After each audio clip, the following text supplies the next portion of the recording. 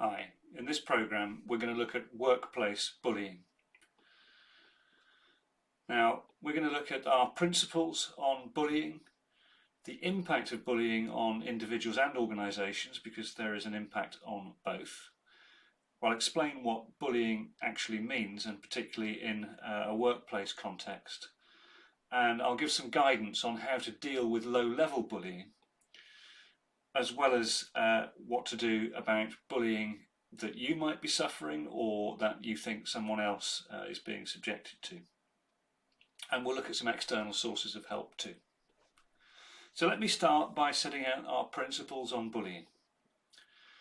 As employers, we stand against all forms of bullying and all forms of workplace bullying. Bullying will be regarded as serious misconduct, dismissible in some cases. We'll also investigate allegations of bullying promptly, and we'll take action to protect those who are being bullied while those investigations are taking place. Victims and witnesses of bullying must report it, and nobody will be subject to any detriment for doing that. So what is bullying?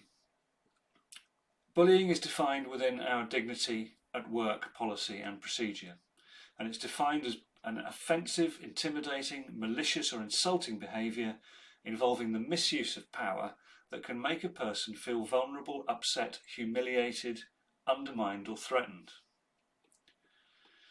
Now, misuse of power doesn't always mean being in a position of authority. It can include power that comes through personal strength, power that comes through the ability to coerce others through fear and intimidation. It's not always about seniority. So let's look at the impact of workplace bullying on individuals. Now, individuals who are being bullied will very often experience stress, anxiety, depression, decreased self-esteem. We'll often see that they'll disengage with their work and with their colleagues and become more reclusive in an occupational environment. They might seek to leave their current employer and go somewhere else if they're being bullied. And often we'll see higher sickness absence as people try to avoid work. But it's not just about individuals, it's about organisations too. And there is an impact of bullying on organisations. Organisations can suffer higher absence levels, which can cause strain on colleagues and team members having to pick up the workload of absentees. It can cause high staff turnover. It can result in lower engagement, people not willing to contribute for fear of being bullied for doing so. That brings about less collaboration, and collaboration is a very important part of most organisations' operation. And it becomes harder to recruit new staff because organisations that are known to have a bullying culture will suffer reputational damage as well. So what does bullying actually mean in a work context?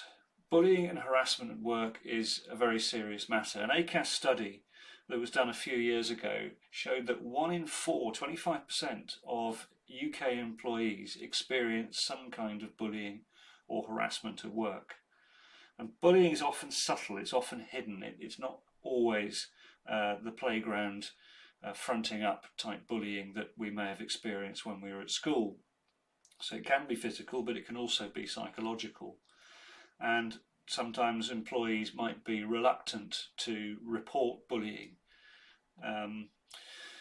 Bullying, as I said a little while ago, it can be committed by managers. It can sometimes be an abuse of power or authority, but equally it can happen between team members, and it's not unknown in my HR department for us to have found examples of team members bullying managers as well. So let's look at some real practical examples of bullying at work.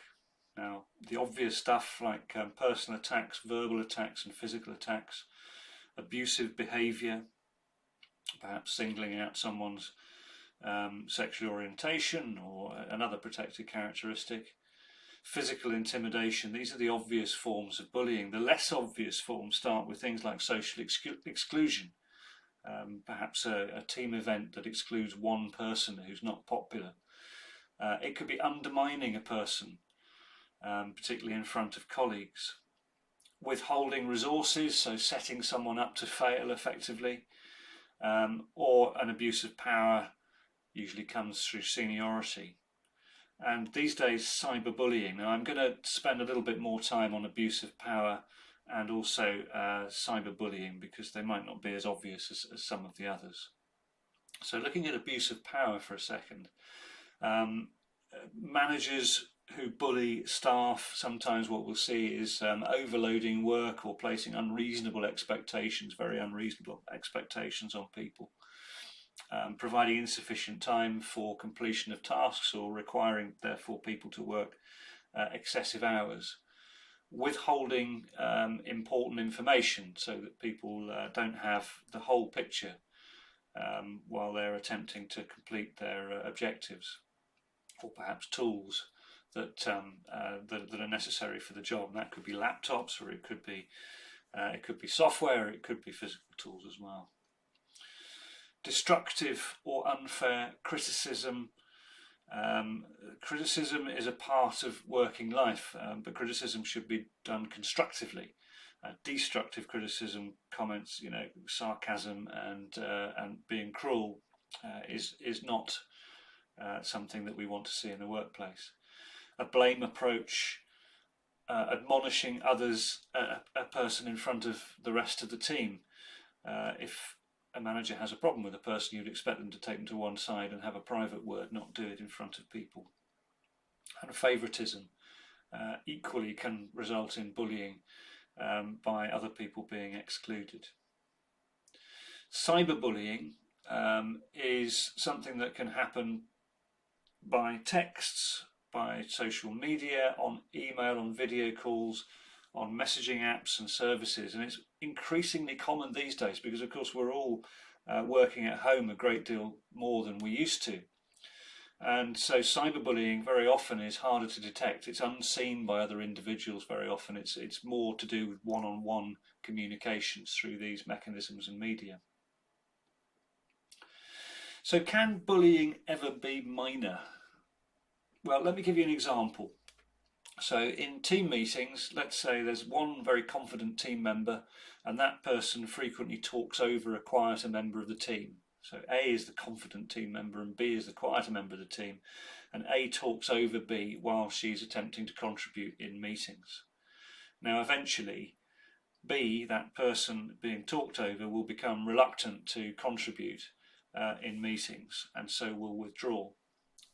Self-esteem, confidence may suffer. She might feel undervalued, perhaps overshadowed by the more confident member of the team. Now, the net effect of that is that if this person disengages because of that lack of confidence, then of course as a team we're not going to get that input. So overall our team performance could suffer. So how should we deal with cases of minor bullying? Well, if we carry on with the example that I gave, then actually an informal intervention may be perfectly fine for this scenario. Now here I'd expect employee B to explain her discomfort to employee A, to explain the discomfort of being talked over and dominated in meetings.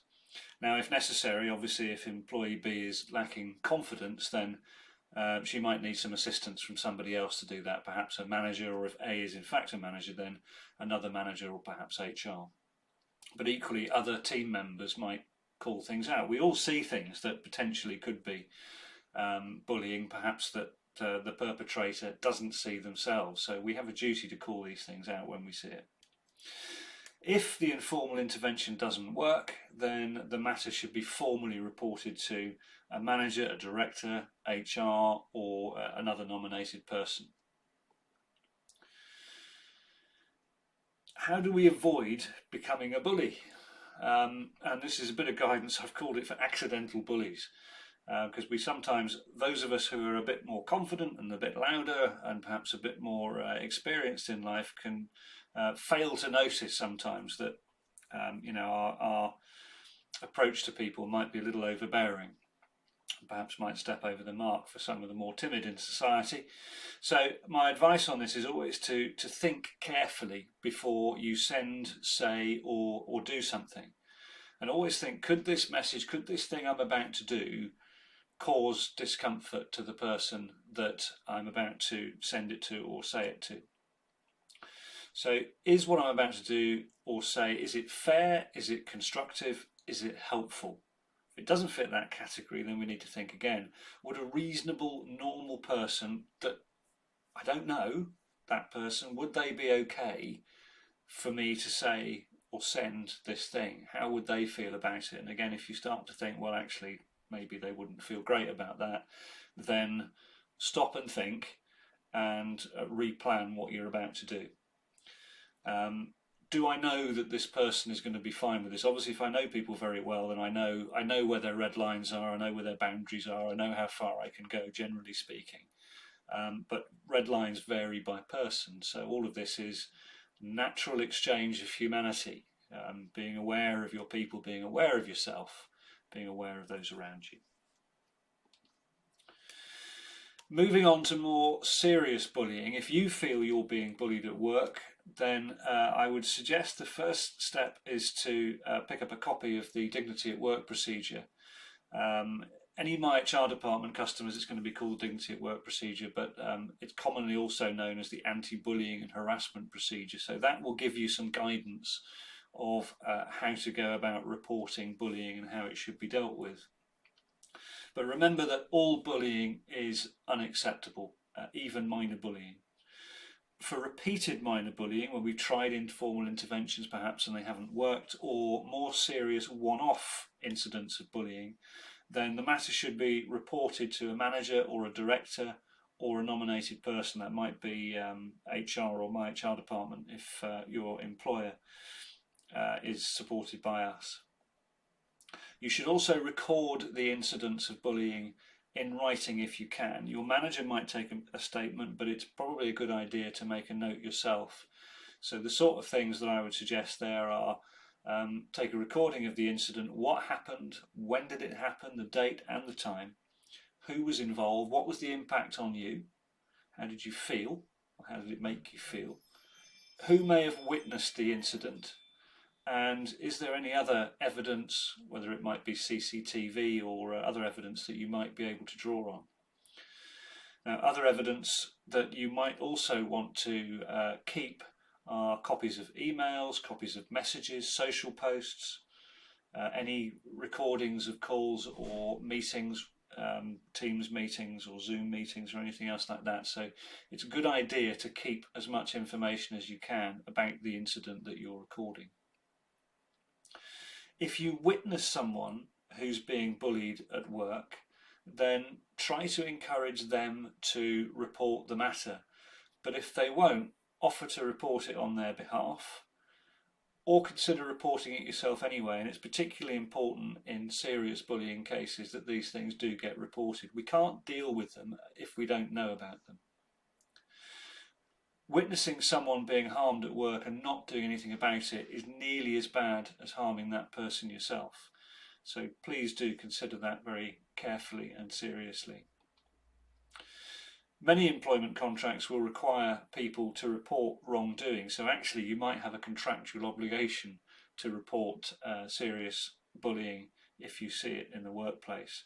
But in any case, we've all got a general duty of care for our colleagues, for one another, so we should report bullying if the individual isn't willing to do so themselves.